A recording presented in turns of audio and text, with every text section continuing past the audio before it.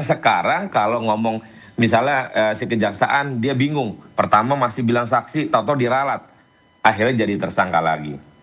Nah, diawali tadi saya sampaikan, ini menarik karena akan jadi tontonan lebih panjang. Karena lawyernya tersangka membantah tadi malam. Bayangin, ini akan menjadi tontonan, ini akan menjadi beban ya kita di mitra Komisi 3. Ya itu yang harus dicegah oleh Bung Sahroni. Ini nggak boleh jadi tontonan, tapi juga sekaligus tuntunan. Orang mengerti hukum itu harus ditegakkan seadil-adilnya.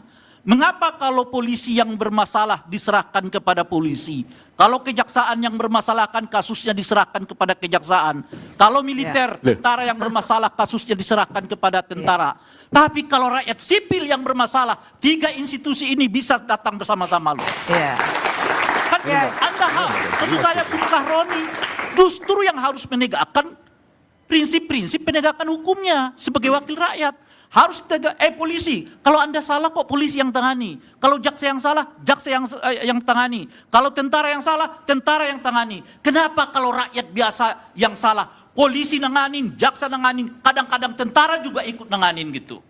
Iya, jadi kayak kita dikerubungi oleh 3 institusi gitu. Ya, jadi sebenarnya saya juga hadir di sini justru untuk melawan pandangan itu, Bang Sahroni. Ini tidak boleh jadi tontonan, ini penegakan hukum. Nah, perbedaan terbesar antara Pak SBY dengan Pak Prabowo Subianto hari ini adalah 2 hal. Pertama, waktu itu Pak SBY tetap pegangannya KUHAP dan Undang-Undang Tipikor.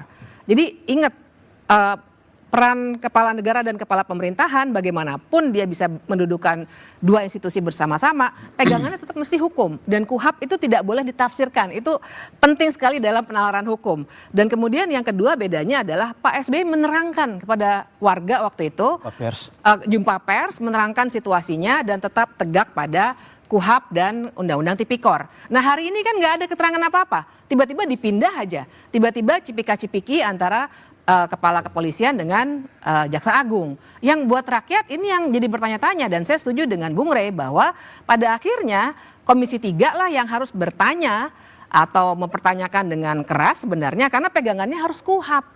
Kalau udah melanggar KUHAP artinya ada yang salah dengan cara. Jadi Komisi 3 tidak menjalankan perannya menurut Anda? Buat saya nggak menjalankan, malah mengajak kita untuk menonton sama-sama. Buat saya itu keliru sekali.